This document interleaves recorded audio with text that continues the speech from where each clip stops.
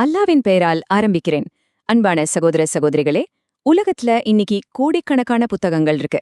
ஆனா நம்மள படைத்த அந்த ரப்புல் ஆலமீன் அல்லாஹ் நேரடியாக நமக்காக அருளிய ஒரே புத்தகம் அதுதான் அல் குர்ஆன். இது சும்மா படிச்சுட்டு வைக்கிற சாதாரண புத்தகம் கிடையாதுங்க. இது மனித வாழ்வின் முழுமையான வழிகாட்டி. இன்னைக்கு நம்மளோட இந்த அலசல்ல குர்ஆன் நம்ம வாழ்க்கையை எப்படி முழுசா மாத்த போகுது அப்படிங்கறத ரொம்ப சுவாரஸ்யமா பார்க்க போறோம். சரி, இன்னைக்கு நாம என்னென்ன பார்க்க போறோம்னு சுருக்கமா சொல்லிடுறேன். 1. இது எப்படி இறைவனின் நேரடி வழிகாட்டியா இருக்கு. 2. மனித வாழ்க்கைக்கான கையேடு. 3. இன்னைக்கு நம்மளோட தற்போதைய நிலைமை என்ன. 4. இதனால வர நன்மைகள் மற்றும் விளைவுகள் என்ன. கடைசியா நாம இப்போ என்ன செய்யணும். இதான் நம்மளோட லிஸ்ட். பகுதி 1. இறைவனின் நேரடி வழிகாட்டி. குர்ஆன் அப்படிங்கிறது வெறும் காகிதங்களால ஆன புத்தகம் மட்டும் இல்ல. அது நமக்கு ஒரு பெர்ஃபெக்ட் வழிகாட்டி, ஒரு சிறந்த நீதிமுறை, நம்ம இதயத்துல இருக்கிற நோய்களுக்கும் மன அழுத்தங்களுக்கும் ஒரு அருமையான மருந்து. அது மட்டும் இல்லாம நம்ம அறியாமையை நீக்கிற ஒரு ஒளி. மனிதனுக்கு தேவையான எல்லாமே இதுல அடங்கியிருக்கு. ஒரு கம்ப்ளீட் பேக்கேஜ் அப்படின்னே சொல்லலாம். உங்களுக்கு ஒன்னு தெரியுமா? இது ஒரே ராத்திரியில மொத்தமா இறக்கப்படல.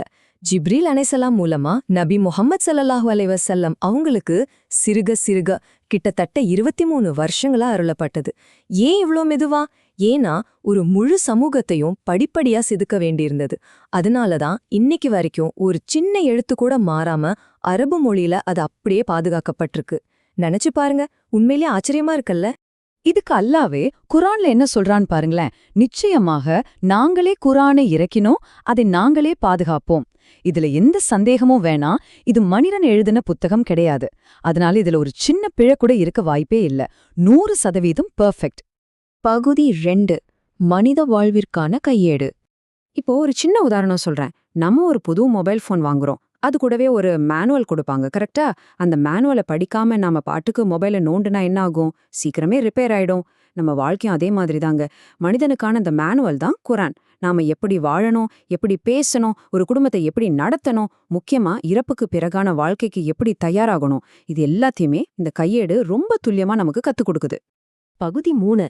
நமது தற்போதைய நிலை. இப்போ உங்ககிட்டே ஒரு நேரடியான கேள்வி கேக்குறேன். கொஞ்சம் மனசாட்சியை தொட்டு சொல்லுங்க. நம்ம வீட்ல குர்ஆன் இருக்கா? இருக்கு. ஆனா மணிக்கணக்கா வாட்ஸ்அப் பாக்குறதுக்கும் யூடியூப்ல வீடியோஸ் பாக்குறதுக்கும் நமக்கு நேரம் இருக்கு.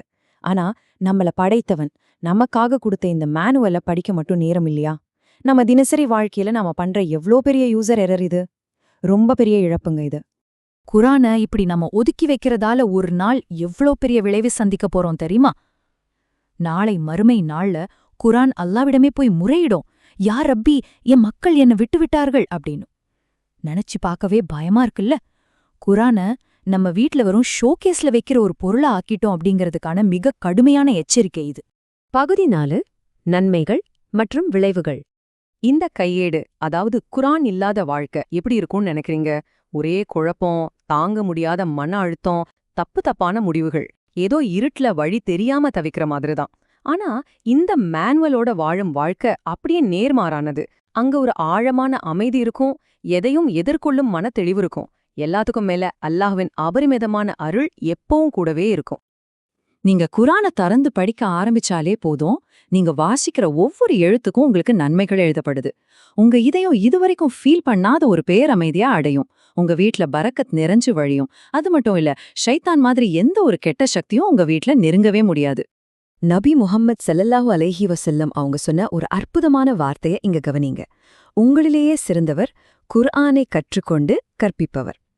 நம்மள நாமளே டெவலப் பண்ணிக்க இதைவிட ஒரு பெஸ்ட் வழி உலகத்துல இருக்கா என்ன?